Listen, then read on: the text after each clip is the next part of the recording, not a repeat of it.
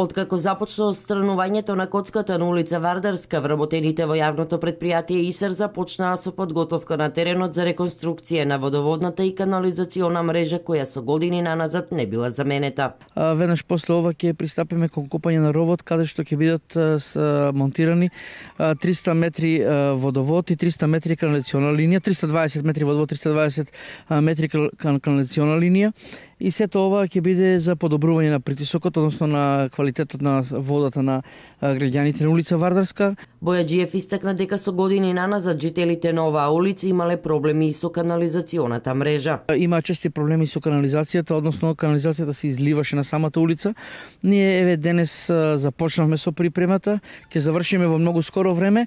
Веднаш откако ќе бидат реконструирани водоводната и канализациона мрежа на делот од Пиринска до местноста Дујле, ќе се започне со истиот зафат и на делот до улицата Иво Лола Рибар. Во меѓувреме оваа улица е забранета за сообраќај.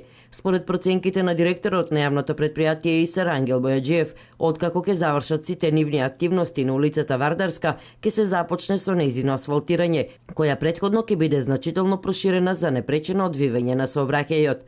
Бојаджиев истакна дека во меѓувреме вработените во работната единица водовод и канализација се активно вклучени кон реконструкција на водоводните и канализациони мрежи во приградските населби.